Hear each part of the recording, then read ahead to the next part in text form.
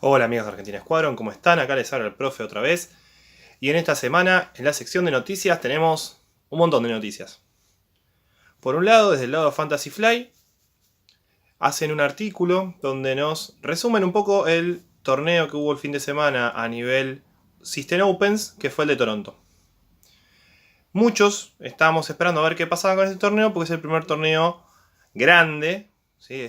Más de 100 jugadores, que se iba a jugar después del ajuste de puntos de enero. ¿Qué pasó en este torneo? Bueno, un poco lo que Fantasy Flight ya había sugerido, que era lo que esperaba que pasara, y lo que muchos suponíamos que iba a pasar.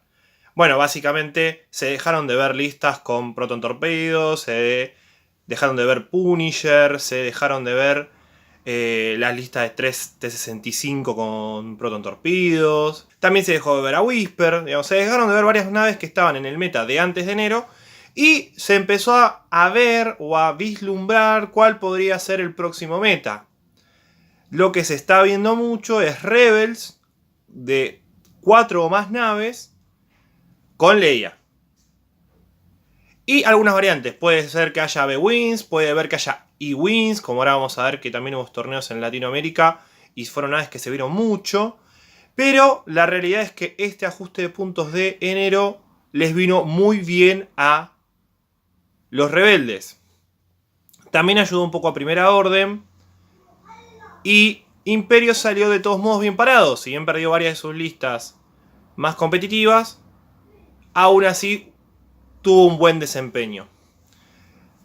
El que no terminó de encontrar bien su lugar fue Scam, que al perder a Boba se tuvo algunos inconvenientes para poder escalar en los top. Bien, además de eso, en este artículo de Fantasy Fly sobre el juego organizado hubo como un pequeño párrafo que básicamente se ocupaba de hacer como un mini update. Un update muy específico que era contra una lista que se estaba viendo bastante, sobre todo en el formato Hyperspace, que era el triple Upsilon. ¿Sí? Con una mejora que lo que permitía era un despliegue escalonado que además de encima llegaba muy lejos en la mesa. No era una lista invencible, no era una lista contra lo que no se pudiera jugar, pero tenía dos grandes desventajas. Primero, una lista muy abrumadora, muy difícil de matar, muy tediosa de matar y bastante tóxica, sobre todo para el jugador novato que por ahí no sabía bien cómo enfrentarse a ese tipo de lista que tiene mucha vida, muchos dados de ataque, coordinate, o sea, era complicado. Así que Fantasy Fly directamente tomó la decisión de erradicarla. Suba de puntos para la Tech, se terminó. No va más esta lista. Personalmente creo que es un enfoque bastante acertado de parte de Fantasy Fly no esperar tanto tiempo cuando algunas cosas se salen mucho de la norma o se salen mucho de lo que pretende ser 2.0. En este caso era una lista que uno podría decir prácticamente que se jugaba sola.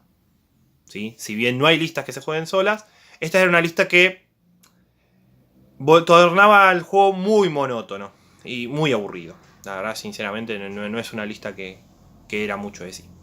Bueno, después por otro lado, el otro artículo de la semana fue la preview del City Infiltrator. Y sinceramente tengo que decir que casi me muero de la emoción. Fue una review, la verdad, extasiante, genial. ¿Qué nos mostraron? Bueno, nos mostraron básicamente 3 cartas que a mí me parece que son las que hay que comentar y el resto lo pueden ver en el artículo. Por un lado nos mostraron al Conde Dooku como crew y como piloto. Como crew hace algo bastante parecido a lo que hacía Palpa en 1.0. Nos va a dejar cambiar un resultado antes de tirar. O sea, vamos a poder decir un resultado, gastando un punto de fuerza, y después de tirar vamos a poder cambiar un resultado a ese que nosotros dijimos. Tiene algunas cositas más, como esto de que tiene que tener todo el pool de puntos de fuerza, tiene que estar al máximo para poder usar la habilidad y qué sé yo. Así que tiene como su triquiñuela, pero está bastante interesante. Me parece muy, muy interesante pensando en que el Conde Dooku siempre está como atrás de escena preparando cosas. Muy, muy flufístico todo esto, o sea, como muy atado a la historia, a lo que son los personajes, a lo que uno sabe de los personajes. Por otro lado tenemos a Grievous, que también tiene una habilidad muy interesante, muy buena. Y la condición de recargar la carga es que se te mueran naves. Así que vamos viendo que Gribus iría muy bien en el City Infiltrator, pero rodeado, por supuesto, de muchos droides. Después, por otro lado, también nos mostraron a Dooku como piloto, también del City Infiltrator.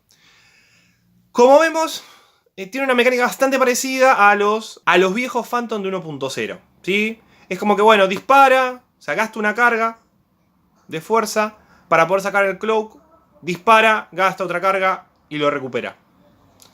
Así que esto estaría como minimizando un poco el hecho de que es una nave con poca agilidad el Infiltrator y que se le va a complicar esquivar arcos. Después también nos mostraron el título, que como vemos nos da 2 acciones, un cloak rojo, un jam, y tiene esta habilidad de que si cuando decloqueamos, terminamos una nave enemiga, termina nuestro bullseye, le asignamos un jam token gratis. También algo bastante interesante. ¿Por qué digo que esta preview fue genial?